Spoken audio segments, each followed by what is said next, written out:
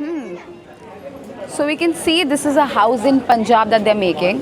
This is a Punjabi style of house, and the specialty of this house is they have flat roof, terraces, beautiful marble in use that they're going to show with texture, and they have an akhada where wrestling happens, which is Punjab's most celebrated sport.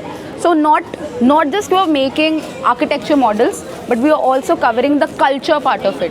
Punjab's culture, the climate of culture, what trees are used, everything we're covering in our model making. So architecture is an expression of art, a mixture with science, and similarly for these children to understand the essence of it, it's important for them to understand the tradition, culture, colors around it, and we are teaching them that as well along with this. Coming here, this is the tribal mud house from Chhattisgarh and Maharashtra both. We find a lot of these houses there, but specifically in Chhattisgarh we have these hexagonal kind of houses which they specifically make to protect their walls from the harsh climatic conditions. We have a river flowing, then there's going to be a conical roof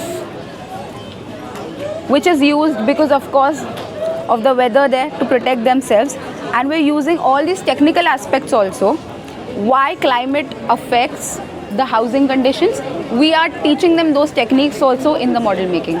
Then coming up next we have the Assam house, an Assamese style of house, and the main thing that we're showing here is the stilt. So आप घर दिखा सकते हैं, घर बनाओ ये वाला,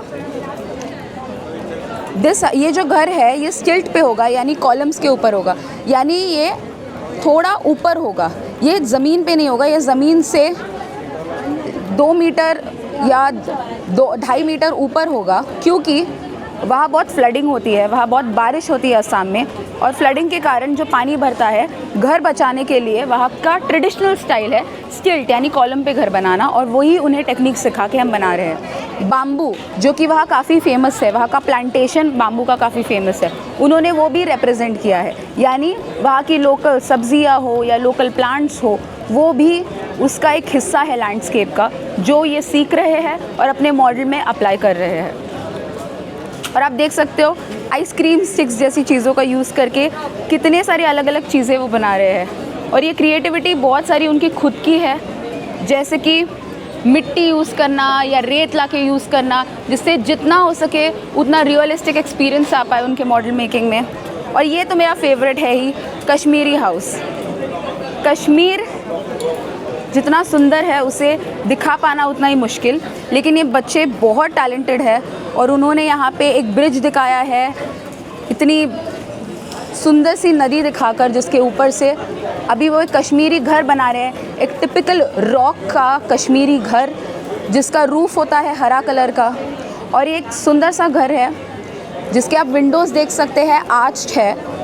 ये जो विंडोज़ का शेप इस तरह से होता है, जो वहाँ का ट्रेडिशनल जो लकड़ी से वो लोग डिटेलिंग करते हैं, वो चीज़ें दिखाने की इसमें कोशिश कर रहे हैं। तो जितना हो सके वहाँ का लोकल आर्ट है, लोकल फॉर्म है, वो उसमें डालने की कोशिश कर रहे हैं, और ये सारे बच्चे बहुत मेहनत कर रहे हैं। हमने पहला मॉडल जो देखा वो कोंकण का था, तो वो कोंकण की सारी चीज़ें, वहाँ का राइस फील्ड, वहाँ का मैंगलोरियन टाइल्स, ये सारी चीज़ें उसमें ऐड करने की कोशिश कर रहे थे।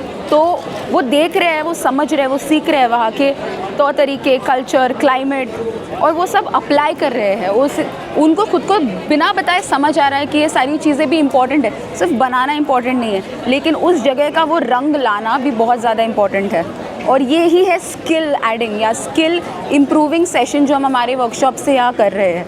ये तो एक ही वर्कशॉप है, सिर्फ एक नमूना, लेकिन यहाँ सारे वर्कशॉप्स ऐसी कोई स्किल, ऐसी कोई क्रिएटिव थिंकिंग को और बेटर बनाने के लिए लिए जा रहे हैं, और हमारा यही प्रयास है कि बच्चे और बेटर करके अपने फ्यूचर के लिए अमेजिंग चीज़ें कर पाए आगे जाके, और इन्हें प्रोफेशनली हम और हेल्प कर सके इन चीज़ों के साथ। कॉम्पिटिशन्स और बाकी चीज़ें होती रहेंगी, विल कवर इट ऑल।